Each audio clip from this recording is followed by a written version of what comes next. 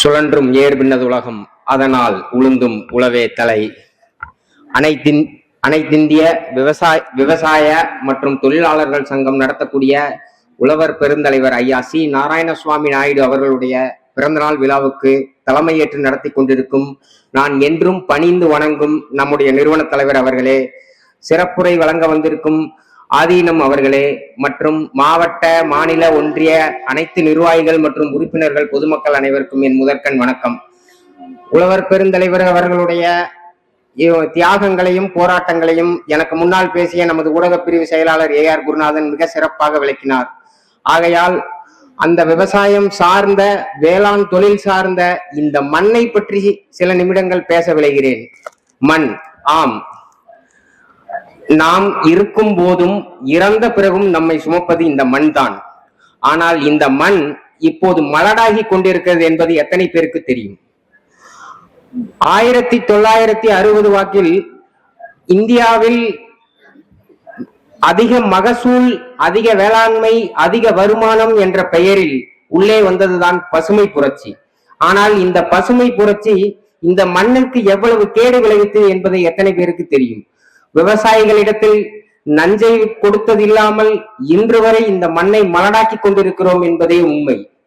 உங்களுக்கெல்லாம் தெரியும், ஒரு 50 வயசுக்கு மேல இருக்கிற அத்தனை குடும்பத்தில் உள்ள அத்தனை பெண்கள், ஆண்கள் கிட்ட கேட்டு பாருங்க, நம்மளோட கிராமத்திலேயோ ஒரு தெருவிலேயோ ஒரு 40 வருடங்களுக்கு முன்னாடி எல்லாம் குழந்தையின்மை அப்படிங்கிறது எங்காவது ஒரு குடும்பத்துலதான் இருந்துகிட்டு இருந்தது. ஆனா இந்த சுமார் 10 வருஷங்களா ஒவ்வொரு கிராமத்திலையும் ஒவ்வொரு குடும்பத்திலையும் எங்காவது ஒரு பக்கம் குழந்தையின்மை பிரச்சனை நிறைய வந்துகிட்டே இருக்கு. அதற்கு காரணம் நம்ம மலட்டுத்தன்மை ஆகல, இந்த மண்ணை மலட்டுத்தன்மை ஆக்கி வச்சுட்டோம் அப்படிங்கிறதுதான். ஜப்பானிய இயற்கை விவசாயி மசானபு சுக்ரவா ஒரு வார்த்தை சொல்லுவாரு. தலைவர், என்ன வாயில நுழையாத பேர் சொல்றீங்கன்னு கேட்காதீங்க. என்னைக்குமே நம்மாழ்வார் பேரையும் இந்தியாவில் இருக்கிற பேரை சொன்னா நம்மளால கேட்கவே மாட்டாங்க. எப்பவுமே அமெரிக்கா, ஆப்பிரிக்கா, அண்டார்டிகான்னு சொன்னா மட்டும்தான் நம்மளுக்கு, அவங்க சொன்னா மட்டும்தான் உண்மைன்னு நம்புவாங்க. அவர் எப்பவுமே ஒரு விஷயத்த சொல்லுவாரு, விவசாயம் என்பது தொழில் அல்ல, விவசாயம் என்பது வெறும் தொழில் அல்ல, அது ஒரு வாழ்வியல் முறை. அத தொழிலா மாத்துறதுக்காக உள்ள வந்த நம்ம இப்ப போடக்கூடிய ரசாயன உரங்கள் தான் நம்மையும் அந்த மண்ணையும் மலடாக்கிட்டு இருக்குங்கிறத கொஞ்சம் தெரிஞ்சுக்குங்க. ஒரு கைப்பிடி மண்ணுல, நல்லா தெரிஞ்சுக்கோங்க, ஒரு கைப்பிடி மண்ணுல 2 கோடி நுண்ணுயிர்கள் வளர்ந்துகிட்டு இருக்கு. ஒரு 2 கைப்பிடி, ரெண்டு கையும் சேர்த்து ஒரு மண் எடுத்தீங்கன்னா 2 கோடி நுண்ணுயிர்கள் இருக்கணும். ஆனா இன்னைக்கு அது வெறும் 2 லட்சமா வளர்ந்துகிட்டு இருக்கு. வெறும் 2 லட்சம் மட்டும்தான் உயிரோட இருக்கு. மீதி எல்லாம் நம்ம வெறும் இந்த ரசாயன உரங்களையும் மருந்துகளையும் தெளிச்சதுனால அதுக்கு செத்துக்கிட்டு இருக்குது. நன்மை தரக்கூடிய பாக்டீரியா, பங்கஸ், வைரஸ், இன்னும் என்ன பேர் வேணாலும் வச்சுக்கோங்க, நம்ம தலைவர் பேர் கூட வச்சுக்கோங்க. ஏன் தலைவர் பேர் சொல்றேன் தெரியுங்களா? அதெல்லாம் மட்டும்தான் இந்த மண்ணுக்கும் மக்களுக்கும் நன்மை செய்யக்கூடியவை. ஆனா அந்த மண்ணுக்கும் மக்களுக்கும் நன்மை செய்யக்கூடிய அத்தனை உயிரையும் நம்ம கொன்னுட்டு அதோட வாழ்வியலை சிதைச்சிட்டு வெறும் ரசாயனங்களை மட்டும் இந்த மண்ணுல தெளிச்சதுனால இந்த மண்ணு மலராயிட்டு இருக்குது. விவசாயத்திற்கு நீங்க ஒரு பயிர் வளரணும் அப்படின்னா நீங்க வேற எதையுமே தேவையில்லை. அந்த மண் எதை சாப்பிடும் அப்படின்னா, மொத்தம் ஒரு 2 நிமிஷம் முடிச்சிடுறேன். மண்ணுக்கு உயிர் இருக்குங்கிறது எத்தனை பேருக்கு தெரியும்? மண் அப்படிங்கிறது வெறும் ஒரு பெயர் அல்ல. மண் அப்படிங்கிறது ஒரு தொகுதி, மண் தொகுதி. மணல், களி, வண்டல், இது 3 சேர்ந்ததுதான் மண். இந்த 3ல எது இல்லைனாலும் அந்த இடத்துல எந்த பயிரும் வளராது. இந்த 3 சேர்ந்ததுதான் மண். அந்த மண்ணுக்கு உயிர் இருக்கு. அந்த மண் சாப்பிடுது. எதை சாப்பிடுதுன்னு கேட்டீங்கன்னா, நீங்க போடுற உரத்தையோ வேற எதையுமே சாப்பிடுறது கிடையாது. அது இந்த மரங்களோட செடி கொடிகள் செத்து விழுகிறத மட்டும்தான் சாப்பிடுது.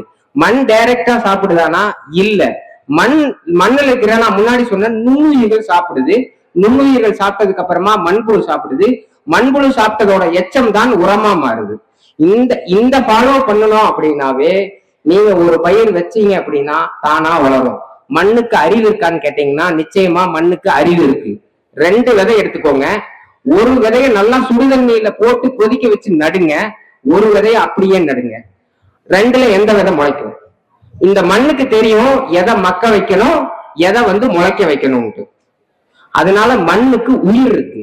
மண் சாப்பிட்டா வளரணும். மண் வளருதானா? நிச்சயமா வளருது. மண் எப்படி வளருதுன்னு கேட்டீங்கன்னா, இந்த மரமாவோ செடியாவோ கொடியாவோ வளர்ந்துகிட்டு தான் இருக்கு. ஆகையால இந்த மண்ணை பாதுகாப்போம். இறுதியா ஒன்னே ஒண்ணுதான் சொல்றேன். விளைந்ததின் மிச்சமும் விலங்குகளின் எச்சமுமே விவசாயம். வேற எதுவுமே இல்லைங்க. விளைந்ததின் மிச்சமும் விலங்குகளின் எச்சமுமே விவசாயம். நம்மாழ்வார் அதுக்கு அழகா ஒரு வரி சொல்லுவாரு. நுனி நமக்கு, நடு மாட்டுக்கு, அடி மண்ணுக்கு. இவ்வளவுதாங்க விவசாயம். நீங்க போடக்கூடிய எந்த ரசாயனத்தினாலேயோ எதுனாலேயோ எதுவும் வரப்போறது கிடையாது. நஞ்சில்லா விவசாயம் படைப்போம். இயற்கை விவசாயம் சொல்றதே ஒரே செகண்ட், ஒரு இயற்கை விவசாயம் சொல்றதே தப்புன்னு நினைக்கிறவன் நானு. இயற்கை விவசாயம்ங்கிறது கிடையவே கிடையாது. விவசாயம்னாவே இயற்கை தான். நான் என்ன சொல்ல வரேன்னா, விவசாயத்தை தற்சார்பு விவசாயமா மாத்தணுங்கிறதா எங்களோட ஆசை. அதற்காகத்தான் நாங்க இயற்கை விவசாய பிரிவுன்னு சொல்லி தனியாவே ஒரு டீம் செயல்பட்டுக்கிட்டு இருக்கிறோம். உங்களுக்கு இயற்கை விவசாயம் சம்பந்தமான எந்த கேள்விகளா இருந்தாலும் எங்ககிட்ட தாராளமா கேட்கலாம். வாய்ப்பளித்த அனைவருக்கும் நன்றி, வணக்கம்.